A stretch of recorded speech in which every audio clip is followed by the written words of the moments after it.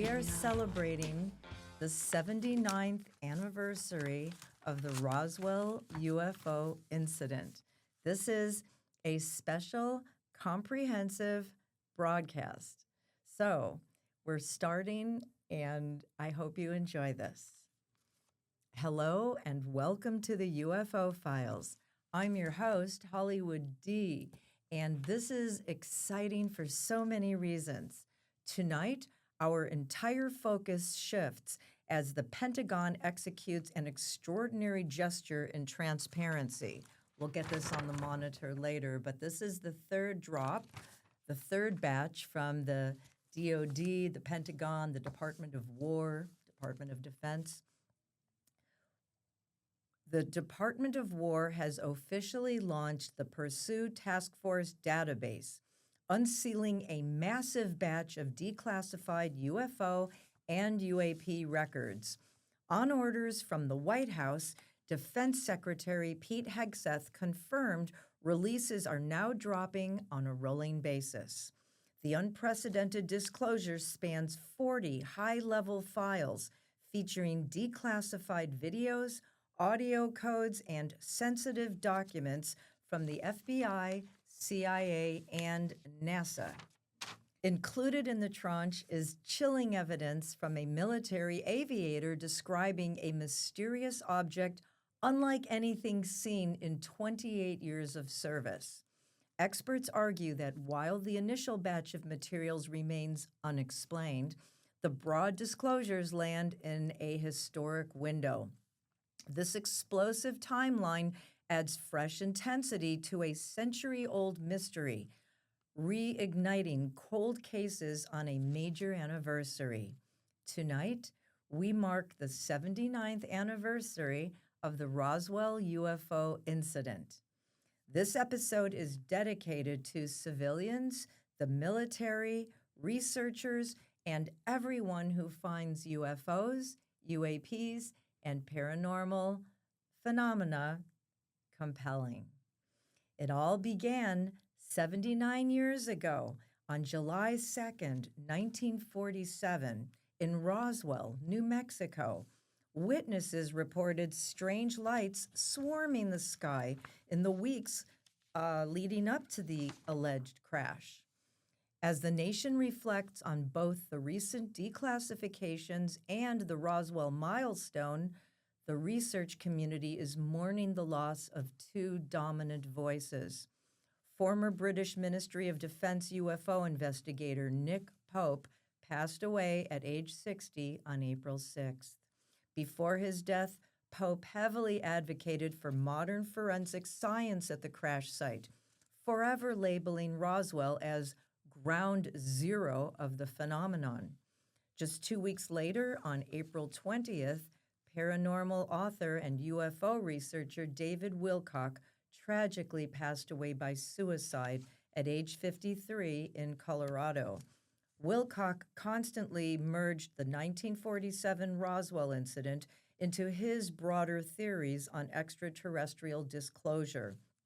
And that history leads us to a real-time national security drama gaining intel momentum.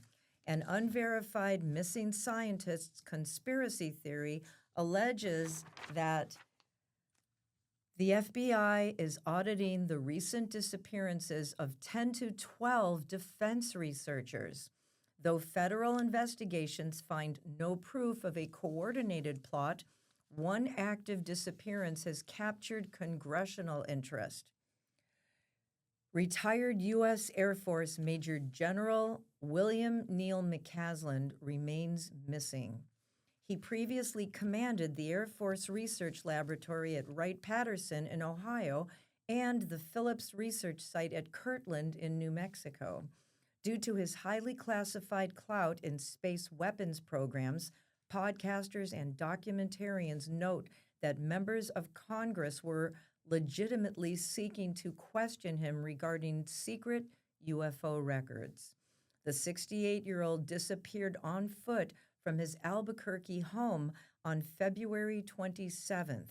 Massive foothill searches couched in drones, helicopters, and horseback teams have produced no evidence of foul play. Investigators extensively evaluated camera footage requested from over 600 area residences. The general remains missing as of tonight, and the probe deepens as federal agencies are blocking the release of critical files. Journalists investigating the general's disappearance recently filed FOIA, Freedom of Information Act requests. The FBI officially denied the requests, promptly shutting down access by revealing that the clearance involves protected records concerning one or more missing third-party individuals. The federal silence adds fuel to a concurrent vanishing, stirring the research community. Monica Reza, an aerospace engineer and former colleague of McCasland, mysteriously vanished while hiking in a Los Angeles forest. Witnesses report Reza was walking just 30 feet behind a companion, smiling and waving. When the companion turned around, Reza had seemingly evaporated into thin air.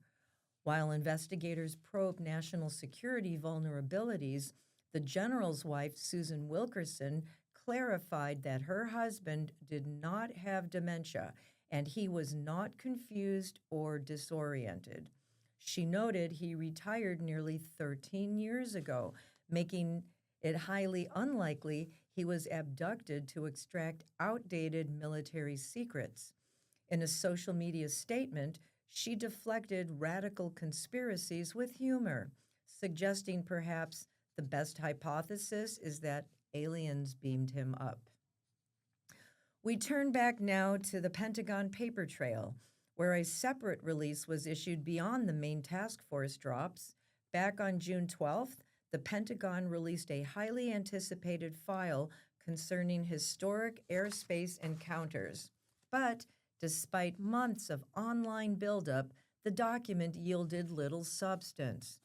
Analysts conclude there is not much to report, as the batch largely rehashed known tracking flight data without producing disclosure bombshells. But while Washington remains vaunted, the energy on the ground is electric. Enthusiasts are gathering worldwide for the peak of UFO festival season.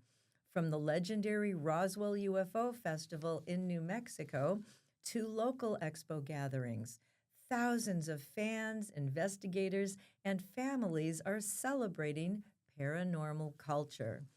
While Roswell commands the modern headlines, the phenomenon actually erupted 2 weeks earlier in the summer of 1947. It all started on June 24th with a 32-year-old pilot and businessman named Kenneth Arnold. Arnold was flying his single-engine plane near Washington State's Mount Rainier. Suddenly, he spotted a chain of 9 shiny, crescent-shaped objects flying in a tight V formation. He estimated their speed at more than 1,200 miles per hour, twice the speed of any known aircraft at the time. When Arnold landed, he described their motion like a saucer skipping across water. Newspaper reporters pounced on the phrase, mistakenly assuming the craft were shaped like plates, and the term flying saucer was born. The nationwide wire services spread the story, sparking an absolute UFO frenzy with over 800 similar sightings flooding police stations. That flying disc mania laid the perfect groundwork for the legendary timeline in New Mexico. On the night of July 2nd, 1947, residents in and around the town of Roswell, like Mary and Dan Wilmot and James and William Woody, reported a glowing disc-like object leaving a fiery trail across the sky. Witnesses on the ground reported hearing loud thunderclaps and a distinct, strange explosion during a severe thunderstorm. Critically, no one actually witnessed the object plummeting or crashing. The scattered wreckage was only discovered after the fact on July 3rd, when ranch foreman William Wade Mac Brazel Jr. was out checking the pastures of the J.B. Foster Ranch, located 80 miles northwest of Roswell. He was riding horseback with a neighbor's son, Dee Proctor, when they stumbled upon a desolate trail of shredded debris spanning acres of grass. Locals noted a bizarre detail. The ranch sheep obstinately refused to approach or cross into the fields where the mysterious material was strewn. Brazel did not find an intact craft, only unusual, unidentifiable metallic foil, balsa wood sticks, rubber scraps, and a heavy, glossy, paper like substance. Brazel brought samples of the wreckage to show neighboring children, including the Proctor family, who suggested the metallic material matched the nationwide saucer headlines. On July 5th, Brazel notified Chaves County Sheriff George Wilcox, who promptly contacted the Roswell Army Airfield, RAAF. By July 8th, RAAF intelligence officer Major Jesse Marcel, along with Colonel Sheridan Cavett and Sergeant William Rickett, arrived at the remote site to collect the debris. Base Commander Colonel William Blanchard ordered Public Information Officer Lieutenant Walter Haught to release a statement to the press. Blanchard instructed Haught to work directly with Marcel to craft the announcement. The resulting statement declared that the 509th Bomber Group's intelligence office had obtained a flying disc from a local rancher with the assistance of the local sheriff. That single press release sparked international headlines declaring RAAF captures flying saucer. And we will also get this on the monitor later. But less than 24 hours later, the initial announcement was dramatically reversed by higher military headquarters. On July 8th, Brigadier General Roger Ramey held a press conference at the 8th Air Force headquarters in Fort Worth, Texas. Ramey announced that Major Jesse Marcel and his team had mistakenly identified a standard weather balloon as a flying disc. Military officials displayed pieces of the recovered material for reporters in Ramey's office. Again, we will get these on the cast later. The recovered debris was publicly identified as a Raysonde weather balloon coupling and a meteorological radar target. The radar target was made of aluminum foil, tinsel, rubber, and balsa wood sticks. The newspapers promptly updated the story with headlines dismissing the discovery as an ordinary weather balloon. Because of this quick military reversal, the Roswell story disappeared from the public eye for 3 decades. The dismissal sparked 3 distinct explanations that dominate the historic Roswell timeline to this day. The first explanation is an extraterrestrial spacecraft, reckoning with the initial press release. Believers argue alien technology and bodies were recovered, initiating a decades-long government cover-up. The second is Project Mogul, a top-secret espionage program operated by the nearby Alamogordo Army Airfield. The facility launched high-altitude balloon trains designed to spy on the Soviet Union and detect atmospheric nuclear tests.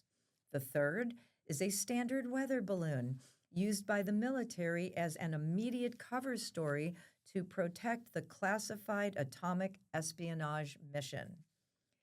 But beyond the official rundown, the specific characteristics of the physical debris fueled the conspiracy. Ranch foreman Mac Brazel and intelligence officer Major Jesse Marcel Sr. described a recovered metal seemingly endowed with memory. The wreckage was as thin as cigarette paper, yet completely indestructible. It could not be cut, burned, or dented, even with a sledgehammer, and crumpled pieces instantly sprang back into their original shape. Furthermore, Witnesses reported small I beams scattered across the sheep pasture. These beams featured embossed, hieroglyphic like symbols described as bright pink, purple, or lavender in color. Critically, historical accounts confirm that Brazel and his neighbor D. Proctor only handled disconnected pieces of scrap metal, wood, and rubber. Brazel never saw an intact craft. He brought samples to his house, showing his family, including his son Vernon, only the unidentified lightweight materials. He did not see any alien bodies, and he did not show alien bodies to his family, for the record. While the initial 1947 reports mentioned no biological material, later accounts dramatically expanded the phenomenon. Decades later, whistleblowers popularized claims that the military recovered 4 extraterrestrial beings. The accounts alleged the humanoid bodies were 4 to 5 feet tall, with large heads and big eyes, retroactively described in pop culture as grays. However, the U.S. Air Force stated in a 1994 interpretation that tales of alien bodies likely resulted from civilian witnesses consolidating memories of military accidents and high altitude test dummies. We turn now to the key witnesses and controversial figures who experienced the event firsthand. Major Jesse Marcel Sr. and his son, Dr. Jesse Marcel Jr., are foundational figures in UFO lore. Marcel Sr. was the first military official to investigate the site, examining material he claimed was not of this earth, before being ordered to pose with weather balloon scraps. His son, Dr. Jesse Marcel Jr., was only 10 years old when his father awoke him in the middle of the night to show him the bizarre hieroglyphic-covered metallic wreckage. He spent the latter half of his life sharing his firsthand account globally, co-authoring the book, The Roswell Legacy. During the original probe, Army Counterintelligence Corps Captain Sheridan Cavett was assigned to inspect the wreckage with Marcel. Cavett treated the event as a standard military investigation, rapidly assessing the debris as earthly, lightweight materials like tinfoil, paper, and balsa wood. Cavett's mission rooted in the 4 pillars of counterintelligence: catching spies, stopping tech theft, spreading false intel, and inspecting internal leaks, which aligned with proving the hardware belonged to Project Mogul. As one of the few verified witnesses alive decades later, his 1994 interview is preserved in the National Archives. The confusion was intensified by the conflicting actions of 3 distinct military bases. First, the Roswell Army Airfield collected the pasture debris and mistakenly released the flying disc announcement. Second, the Alamogordo Army Airfield, which supported the Trinity atomic test and later evolved into Holloman Air Force Base, operated the top-secret expedition component. Third, the Fort Worth Army and Airfield served as regional headquarters, dispatching the routing of the materials to Wright-Patterson Air Force Base in Dayton, Ohio, for specialized testing. But in an unexpected twist, the secrets hidden for decades exploded back into the light through a sworn expedition. The Roswell incident was largely forgotten until Stanton Friedman revived it in 1978. But the most confrontational evidence emerged after the 2005 passing of PIO Lieutenant Walter Haut. Haut left behind a signed, notarized, sworn affidavit admitting that the military intentionally covered up the event, asserting the weather balloon story was an orchestrated cover and the real wreckage was swapped in Fort Worth. In the document, signed in 2002, Hott claimed he personally saw a metallic reflective egg shaped craft about 15 to 20 feet in diameter inside a base hangar. He swore he became aware of two separate crash sites, a debris field and an impact skip site, proving the two craft malfunction theory. Hott also documented occupants claiming to have personally seen at least two small individuals, approximately 4 feet tall, with disproportionately large heads, partially covered with a tarp on the hangar floor. Hott signed the sealed affidavit at the International UFO Museum in 2002, 3 years before his death, in the presence of his daughter, Julie Shuster, as well as notary Beverly Morgan and a museum guest. The record was publicly released in 2007.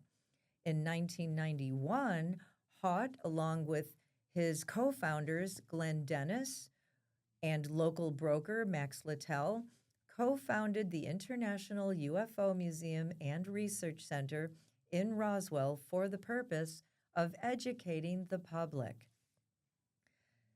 Hott's shocking occupant claims intersect with the testimony of mortician Glenn Dennis.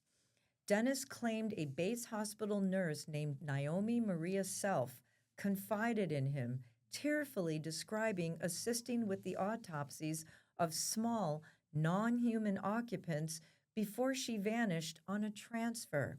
However, Air Force investigations concluded the nurse was a fictional conflation, noting no record of any worker by that name was stationed at Roswell. We turn now to the final verdict and the cultural legacy that continues to grip the global imagination.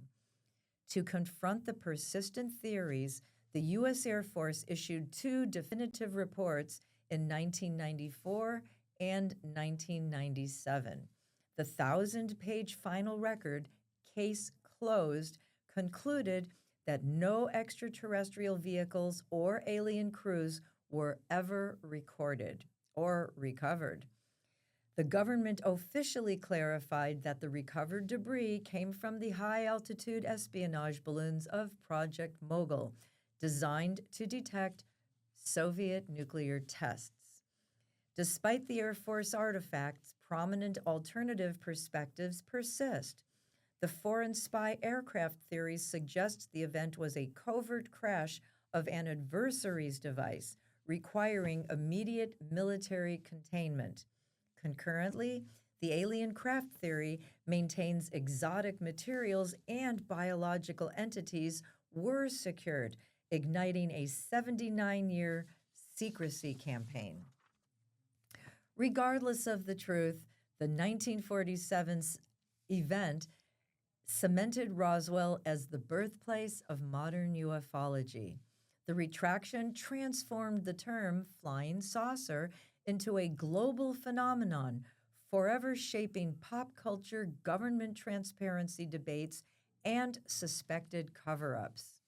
Today, the mystery drives ecotourism, bringing thousands of visitors annually to the International UFO Museum to explore the timeline. Whether a top-secret Cold War espionage tool or a vehicle from beyond our world, the sparks fired in the desert remain unresolved. Thank you for walking through the paper trail with us. I'm Hollywood D with the Hollywood Files, the Hollywood UFO Files. This is our 79th anniversary special for the UFO Files. And stay with us. Please like us, follow us, and we will have so many new broadcast podcasts coming up soon on fabulous stories as an educational feature. So thank you, and we'll see you next time. Mwah, on the UFO Files. Bye for now.